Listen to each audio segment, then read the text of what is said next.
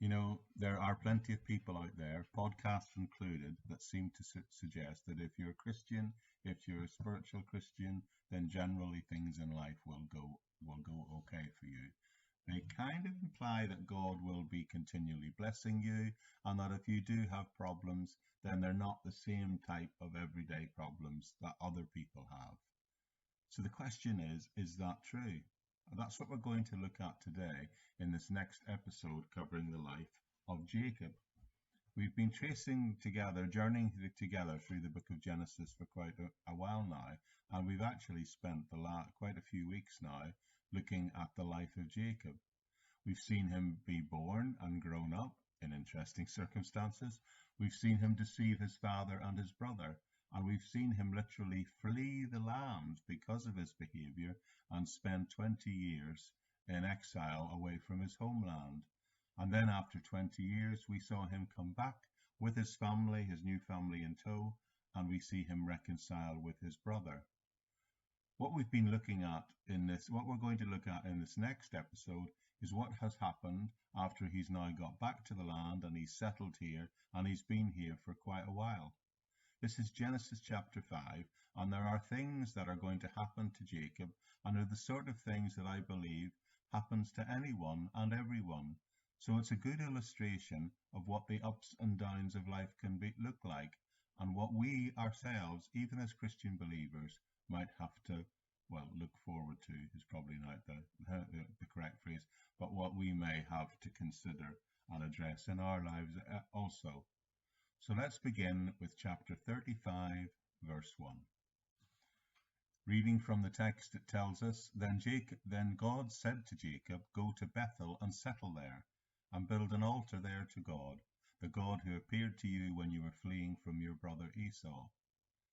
Okay, let's pause for a second just there. I said this a minute ago, but I just want to remind you that Jacob has now come back to the land. It's important to know this because, as a matter of fact, the whole chapter is going to be a bit of a travelogue of his journeys after this point where God calls him to up and move. He's going to go from one place to another, but he's starting out near Shechem here in verse 1, and it says that God calls him and tells him to go to Bethel, to go back to Bethel, in fact. Now, he has been back in the land for, Bible experts believe, about 10 years at this point, and he was supposed to go back to Bethel before this. What's really interesting to me is that Shechem is only about 15 miles from Bethel. So in all the time he's been there, he could have easily gone back to Bethel, but he stayed camped, and he stayed camped in the area of Shechem, only about 15 miles away from where Bethel was. So the Lord here is seen to come to him and say, I want you to return to Bethel, and I want you to go back there and build an altar there to me, because I am the God who appeared to you there and fled when you fled from Esau your brother. I appeared to you, encouraged you, and renewed the promise that I'd given your parents and grandparents. Bethel was, in fact, the last place that he had met with God intimately, and that event occurred when he needed encouragement while he was fleeing from the land, and it is this point that God appears to him and calls him back there. So the Lord appears to him and says, Get out of Shechem and go back to Bethel. Pack up and travel, as it turns out, just 15 miles down the road. The text continues and tells us, So Jacob said to his household and to all who were with him, Get rid of the foreign gods you have with you, and purify yourselves, and change your clothes. Then come, let us go to Bethel, where I will build an altar to God, who answered me in the day of my distress, and who has been with me wherever I have gone. So they gave Jacob all the foreign gods they had, and the rings in their ears, and Jacob buried them under the oak at Shechem. That's a bit of a surprise, really. This are you picked up on what I've picked up and are a bit shocked and surprised about it? What's surprising to me is this story is that Jacob's retinue have still got idols. They weren't supposed to have idols. If you remember a few chapters back when they left the land, Rachel had in fact taken her father's idols, and that had been dealt with. So maybe this is where some had been held on from, or others in the family retinue had held on to some. Maybe other people had brought different idols with them as well and were holding on to those things. Notice it also says idols in the plural. At any rate, they're going back now to meet with the Lord, and God tells them, points out the fact that they've got to get rid of these items, that the items which would probably have been linked to the worship of other false gods. So they're going to go back and they're going to worship. So they need to get rid of all this stuff in their lives that God doesn't approve of. There's a massive metaphor there, isn't there, friends? The test suggests that they do appear to lay these things aside, to give them up. So the story so far is really simple. God has said to Jacob, you and your entire family are to go to Bethel. You're to build an altar to the Lord there, but get rid of all the idols that you have with you before you come before the altar to worship the Lord. When we're going to have fellowship too, for us, we too have to get rid of all the things that we need to get rid of before we have fellowship with the Lord, don't we? Now, when reading this text, we probably think of the thing that pops into our minds is idols as little statues. But we don't think of those things. These are little statues that people would have bowed down to. And I'm sure most of us, I hope most of us anyway, don't have those sorts of things in our houses. Maybe we don't need, maybe we don't think we're idolaters. But there are several passages in the New Testament that seems to indicate that we are, or at least could be. The book of Hebrews says we are to run the race that is set before us, but laying aside sin and the weight that so easily besets us. There's a passage in Colossians which talks about putting away covetousness, but also tells us that covetousness is a type of idolatry. Then there's a little first book of John which closes with a reminder for Christian believers to get rid of any idols in their lives. So apparently it's possible for believers, yes, even Christian believers, to have idols in some sense in our lives. And that is clearly referred to in the New Testament as well. Now, these idols that we have are maybe not little carved statues, but nonetheless, they're things that we put before the Lord. They're things that we spend our time, our energy, maybe our money on in the place of God. This passage tells us that if we're going to worship the Lord truly, meaningfully, in spirit and truth, then we too have to get rid of any idols in our lives. Otherwise, we're simply not going to grow spiritually. That's the problem, you see. This text is clearly showing, and it's developed greatly in the New Testament, the principle that you can't serve God and mammon. If you're going to serve the Lord, then everyone has to make priority choices. God is demanding our full attention here. Someone I remember preaching years ago, I can't remember the exact details, but the image that it planted in my mind is very vivid. They described worshipping the Lord as a bit like going up in an air balloon. Now, I've never done that before. I'd love to do that, in fact. But from what I understand, in order for the balloon to rise, you have to throw out some weight, get rid of some weight out of the basket to enable it to rise up. The idea being is the more you toss out, the higher the balloon will go. And that, my friends, I believe, is a really useful, helpful picture of spiritual growth. The more you get rid of, the more baggage you get rid of, the more sin that weighs you down you can cast off, the higher you are able to go spiritually in this life. So if we're going to approach the Lord, then the first thing we need to do is also get rid of our idols, get rid of those things that weigh us down. And that's a very useful template that's first revealed here in Genesis for us. So let's continue and pick up the story again in verse 5, where it says, Then they set out, and the terror of God fell on all the towns all around them, so that no one pursued them. Now, this is an interesting little observation, isn't it? If you remember, just a couple of verses back in verse 3, we saw Jacob saying I'm going to go to Bethel, where I'm going to go, where I'm going to build an altar, and I'm doing that because God answered me in the day of my distress, and that God, that same God, has been with me wherever I have gone these last 20, 30 years.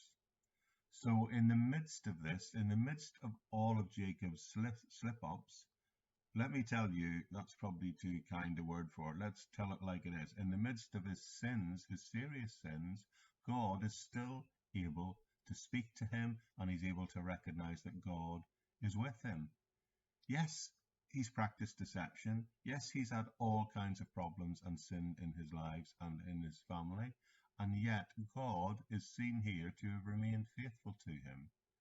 And it says in verse 3, he declares that God answered me in the days of my distress. He's been with me all the ways. So even in the midst of his trouble and his wrong living, he cried out to God, and God still answered him. Jacob knows that God has been faithful to him, even when he has not been faithful to the Lord. It also points out that the word spread of his exploits, and the fear of God fell upon the cities he was traveling near to. Now, this probably is a callback to that horrendous chapter, previous chapter 34, where we heard of the exploits of Simeon and Levi, and how they slaughtered all the male Shechemites, and how the other brothers in this family went in and plundered the city. So it's probably these events that is striking the fear of the Lord into the hearts of the people in the surrounding regions. And not surprising, really, is it? They don't want to mess with Jacob and his entourage in case I suppose they're worried they might respond in the same way and do them harm. Picking up the text in verse 6, it says, Jacob and all the people with him came to Luz, that is Bethel, in the land of Canaan. There he built an altar, and he called the place El Bethel, because it was there that God revealed himself to him when he was fleeing from his brother. So here we are, back where he was, building the altar as he's been asked to do. And he names that place where he does that the city of God. That's what El Bethel means, because God had appeared to him there. And he's reminding and he's revisiting that place where God appeared to him and encouraged him when he first felt compelled to flee the land. He remembers that this is the place where God reminded him, renewed the promises that he'd made to him, or at least reminded them and comforted his heart with them. He had vowed to go back there one day, I don't know if you remember, at that point. And when he returned he said, I'll be back here one day. And now he's returned to the land. And this verse is simply, I suppose, telling us that he's finally gets back there, and he builds the altar that God has asked him to. He finally has got back to where he's supposed to be. Verse 8, Now Deborah, Rebekah's nurse, died and was buried under the oak outside Bethel, so it was named Alam-Bakuth. So it's not all brilliant, is it? There are some dark tones here as well. He finally gets there, and one of the first things that happens to him is the sad event of the maid Rebekah dying. And this, make no mistake about it, would have been a day of mourning, a sad day for Jacob. This lady would have been what we could have today called a nanny for him. She had no doubt an intense relationship and had a huge part in raising him. So this would definitely have been a sad day in his life. And as a matter of fact, he renames the place, which in Hebrew means the oak of weeping. That's where he buries her remains, and that's what he names the place of the tree outside Bethel. So this is indeed a sorrowful moment for him. Someone who has known and has cared about him for a long, long time, someone who was what we would today describe as very near and dear to him, has died, and he has to bury her there. Then God appears to Jacob again in verse 9, and it tells us, After Jacob returned from Paddan Aram, God appeared to him again and blessed him. God said to him, Your name is Jacob, but you shall no longer be called Jacob, your name will be Israel. So he named him Israel. So God reminds him of the name change to Israel, and he then will remind him of his blessings again. So he doesn't only just say that he's reminding him of the blessing, he revisits those promises and lists them again. Now let's just listen to all the promises that God is reminding him of, picking up in verse 11. And God said to him, I am God Almighty. Be fruitful and increase in number. A nation and a community of nations will come out of you, and kings will be among your descendants. The land I give to you, this land I gave to you, I gave to Abraham and Isaac, I give to you, and I will give this land to your descendants after you. So God here wants to underscore the fact that the land is his Jacob, and that not just his forefathers, and that great nations are going to come out of him also. Then it says, then God went up with him at that place where he talked with him, and Jacob set up a stone pillar at the place where God had talked with him, and he poured out a drink offering on it, and he also poured out oil on it, and Jacob called the place where God had talked with him Bethel. So what I want to focus on this part of this passage that we're looking at today is two things. In verse 11, God has said, you're going to be a nation. A community of nations are going to come from you. Even kings will come from you. That's a reference, by the way. In verse 12, it says, the land which I gave to Abraham and Isaac, I give to you also. Now, this is a critical issue in the book of Genesis. If you've been following me along now for several months as we've been going through this book, you've heard me say this before, but I do feel I need to repeat it. The seed plot of the book of Genesis, which will become the seed plot of the Old Testament, and to some degree the seed plot of the whole Bible, is that God appeared to Abraham and said to him, I'm going to make your name great. I'm going to give you descendants as numerous as the sand of the seashore and the stars in the heaven. This is the covenant promise. Remember all that. You're going to be multiplied and become great throughout the earth. And it is I, the Lord, the one true God on high, that I'm going to give all of this to you. It's called the Abrahamic covenant, and it's embedded in the idea that God would not only give it to Abraham, that's who it was first revealed to, but it's in perpetuity. It would then carry on to his son Isaac, and then here to his son Jacob, and then the promise would be completed. It would run throughout the generations and be completed on behalf of the whole world through the coming Messiah, who is, of course, the future seed of Abraham, Isaac, and Jacob. So this here is a reinstatement of the Abrahamic covenant, and at the core of it is the fact that God gives to Abraham, Isaac, and Jacob this land, the land of Israel. And the promise is that they're going to become a great nation, but only great in the sense because ultimately the Messiah for the whole world is going to come out of them. And that is, of course, what is exactly what did in fact happen, what will happen, and what did happen. So that's the end of just part one of what I've called of this travelogue in the life of Jacob. We shall look at part two of his journeying to these various locations in the next episode. Hi friends, here we are back again, and we're in part two of this section looking at Genesis chapter 35, which I've entitled our overview of this chapter, The Ups and Downs of Life. So I'd just like to recap for us where we got up to and where Jacob is at this moment. Remember, God appeared to him and spoke to him, and he called him on a journey by telling him that it was time for him to return to Bethel. Now, during his time away, and since he got home, there's no question at all, he's been quite the scoundrel. He hasn't done all the things that he was supposed to do, and a matter of fact, he's done lots of things he definitely was not supposed to do. But the Lord reminds him here and says, I made a promise to you, and as I'm the Lord, I'm going to keep that promise. So woven into the story so far is repeatedly this motif of the faithfulness of God.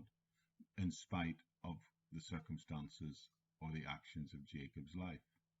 Jacob himself was seen to declare, when we read through the text last time, that the Lord has always been with me, he says. He's been with me in my distress, he says, and he has always answered my prayers. And then the text tells us in verse 16 that they journeyed on from Bethel. So this is the second phase of this story, which I said last time is a bit of a travelogue. It's going to follow Jacob around as he journeys to different places with different things happening. So we'll just pick up the text again in chapter 35, reading from verses 16 to 18, which tells us this. Then they moved on from Bethel, where there was still some distance. While they were still some distance from Ephraim, Rachel gave birth and had great difficulty. And as she was having great difficulty in childbirth, the midwife said to her, "Don't despair, for you have another son." And as she breathed her last, for she was dying, she named the son Ben-Oni, but his father renamed him Benjamin. Now we're leaving Bethel, where they've just travelled to for a short stop, but then they have to stop again because Rachel goes into labour. Now actually the text will indicate later that they are leaving Bethel in order to go and see his father Isaac, as he's not seen him for many years. So they're actually en route to going back to be reunited with Isaac again. But on the way, Rachel, who is expecting, goes into labour, and it is obviously a very difficult labour, so difficult, in fact, that we find out she dies in the process. Verse 19 then tells us, so Rachel died and was buried on the way to Ephraim, that is Bethlehem. Over the tomb, Jacob set up a pillar, and to this day that pillar marks Rachel's tomb. So she gives birth to a child. She gives the child a name, which actually means the son of my sorrow, because it was such a hard labour. But actually, just for a moment, can you imagine being named that all your life, walking around with a moniker that reminded you that your birth caused the death of your mother? So Jacob, maybe quite naturally, changes his name to Benjamin, which honours the original attempt of the first name, but actually means the son of my right hand. Much more appropriate, I think you'll agree. So I think what we have here, well, clearly what we have here, from Jacob's point of view, is a very mixed set of events, isn't it? He gains a son, but at the same time, his wife dies. The birth of the son would, of course, be a great joy ordinarily. Now, remember, he had other wives, that Rachel was his favourite wife, that in fact Jacob loved Rachel the most. Back in chapter 29, we were told that the wives had some problems with each other, exactly because of the fact that he was said to have loved Rachel more than Leah, and that the Bible is very clear and says it in those exact terms. So at this point in the story, Rachel has a son, which, by the way, she prayed for and wanted to have, and just after the son is born, she dies. The text tells us in verse 19 that she dies, and then she was buried on the way. And verse 20 tells us that Jacob put up a pillar beside her grave to mark it. Now, this book of Genesis was written approximately 400 years after Rachel died. Moses wrote this about 400 years later, so this obviously suggests that if you went to Bethlehem at that time, 400 years later, you could still see the tombstone to that day. Now, what strikes me as I read through this narrative is the fact that Jacob has the greatest joy and perhaps the greatest sadness in his life all at the same time. I mean, what greater joy is there normally than the birth of a child? It is one of the great high points of life, isn't it? Especially if you've been praying and praying in this case for one, and praying particularly in this case for a son. And I can think of nothing sadder on the other side of the coin, nothing sadder than to lose the one person that you love in your life more than anyone else. Jacob clearly loved Rachel, but she dies, and yet he gets another son at the same time. The Bible, in fact, tells us elsewhere that we weep with those who weep, and we rejoice with those who rejoice. And this is clearly life in all its ups and downs, isn't it? I mean, it's all there in this chapter. I know I'm probably labouring this point, but I think that's an important message of this passage. The fact that he gets blessed one minute and has tragedy the next. I think that's the main point behind the story of this passage. Okay, let's pick up the text again in verse 21. Israel, that's Jacob of course, moved on again and pitched his tent beyond Migdal Eder. Whilst Israel was living in that region, Reuben went in and slept with his father's concubine Bilhah, and Israel heard of it. Now, we've encountered stuff like this before, haven't we? Troubling, isn't it? But wait till we get to the book of Judges in a few months, it's going to get even worse. But imagine having your own son commit adultery with your wife. In that day, doing that was a sign that he was trying to take the place of his father. Children sometimes would even kill their fathers and then take on their wives and sleep with their wives, take over all the family resources, if you like. So the next thing he hears, Jacob hears, is that his son has committed adultery with one of his wives. And you can only just imagine the heartache that was going on in his life at this time. What a betrayal that would be. Not just the violation of his wife, but the breach of trust that was involved in doing that also. Now, nothing appears to be said at this point, but don't pick up the wrong message from that, because stay tuned, because when we get towards the end of this book of Genesis, something will be said about it, and there will be serious consequences for Reuben. It's just not addressed in the narrative here. So this will in fact turn out to be very bad news for Reuben, very bad indeed. But moving on in the text, the next verse gives us the final list of Jacob's sons, and it tells us, Jacob had 12 sons. The sons of Leah were Reuben, the firstborn of Jacob, Simeon, Levi, Judah, Issachar, and Zebulun. The sons of Rachel, Joseph and Benjamin. The sons of Rachel's servant Bilhah, Dan and Naphtali, and the sons of Leah's servant Zilpah, Gad and Asher. These were the sons of Abraham who were born to him in Paddan-aram. So verse 27 concludes, we're now to the end, concludes the narrative text of this chapter. So we see this final position of the family and the generations of Israel, Jacob, and how they're apportioned among the 4 wives. But we'll just quickly conclude the narrative of this chapter, where it says, Jacob came home to his father Isaac in Mamre near Kiriath Arba. That is Hebron, the text helpfully tells us, where Abraham and Isaac had stayed. Isaac lived 180 years, then he breathed his last and died, and was gathered to his people, old and full of years, and his sons Esau and Jacob buried him.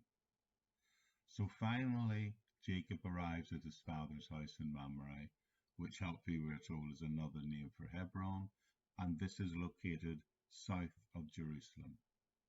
This has to be, or should have been, one of the outstanding moments in his life. He's been gone for 30 years. He was out of the land for 20 years, and he's been back now in the land of Canaan for 10 years, but he hasn't seen his father yet. And then finally, after 10 years back in the land, he gets to meet his father again, and that promise that would happen is fulfilled. This has to be a moment of great joy and celebration. He has been reunited to his father, from whom he was separated for 30 years. And the passage then closes us by telling us Isaac breathed his last and died, and that Jacob and his brother buried him. Get this, the great reunion is in verse 27, and by verse 28, Isaac, his father, is dead.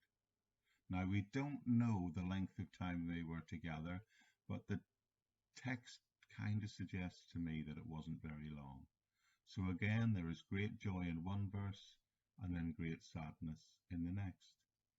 And the text describes it as he was gathered to his people. That's an interesting little phrase. It's the Old Testament way of saying that someone has died and that they've gone to be with Abraham and his forefathers. We today would say someone has gone to heaven or they've gone to be with the Lord. And the Old Testament way of expressing that same sentiment is to say someone was gathered to his people, gathered to their people. Now, the New Testament teaches us the same thing, in fact. It tells us that when we die, we too will be united with the Lord and with all the believers that have gone before us who are in heaven, which of course should be a great encouragement to those of us who have family members who share our faith. So that's what the passage is trying to say. The last sentence in this chapter says that he was buried and that his sons Esau and Jacob buried him. Again, that's joy and sorrow at the same time. These brothers are both grieving the loss of the father, but we've got to remember the backstory here. Remember what happened between these two brothers. Jacob had deceived Esau to get his blessing, to steal it from him, in fact. But let me say it again, because it's important. Jacob had actually robbed Isaac of his inheritance. But here, 30 years later, and they're reconciled. So they're reconciled and they come together as a family. But it's also a sad day because they come together as a family and very soon, together as a family, they bury their father. As I read this passage, I can't help but be struck by the fact that one day we seem to be on the mountaintop and the next day we're in the valley. I'd sum it up by this whole chapter, in fact, by saying that Jacob returned to Bethel, yes, to fulfill the vow, and on the way, when he stopped, God visited him, reassured him of his promises, which must have been an incredible comfort. And he has another son, which is remarkable and an occasion for joy. But then he sees his wife die, Rachel die at the same time, his beloved wife Rachel. And then he meets with his father, which is a great joy. But then he sees it because to meet with him before he passes from this world, but then very soon after that, he dies. So great joy, great comfort on one hand, and great sadness on the other. But also along the way, throughout this journey, Jacob has been reassured of God's promises, and God has reminded him of those promises, even the big one that he's going to give him this land. Nothing of the bad stuff that he has done in his life is going to change that. God says, in fact says, I'm going to throw in another extra sign, being that you're going to see your father before he dies. An extra blessing. All these things are great blessings promised to him. But in the midst of living out and actually seeing these blessings fulfilled, and Jacob experiencing spiritual growth, he also experiences great sorrow. In fact, in this chapter, he experiences the death of the three people who are closest to him. His nanny, his dearly beloved wife, and his father on top of that as well. He also has to witness this absolutely abominable sin of one of his sons rebelling against him and committing adultery with one of his wives. So in the course of 29 verses in one chapter, we have all of this. We have great blessing and events that cause great trouble and great grief for him also. So I want to conclude our overview of this chapter by making a couple of observations. And that is, life is filled with celebrations and joy, as well as funerals and failures. As Christians, we are not exempt from the downturns of life. Christians can get sick, Christians can die, Christians can have trouble at home, Christians can have trouble at work. Christians will experience loss of loved ones. And furthermore, importantly, none of us are perfect. We can experience our own personal moral failures. And one of the things that we need to know is that although life can be filled with failures and even funerals, the or 3 funerals in this one chapter after all. It is a fact of life that we're going to have to face difficult times and failure. And if you live long life and you live a long, loving life, you're going to have a lot of funerals in your life. Don't kid yourselves. Sometimes we have to look at situations and recognize that they're not good. But through it all, this chapter teaches me that we still should say that God is faithful. God is faithful. As a matter of fact, one of the things that I think bleeds through these verses in this portion of the Bible is how God is always faithful to keep his promises. And particularly in this narrative, we see it to Jacob. He keeps answering his prayers and he keeps blessing Jacob.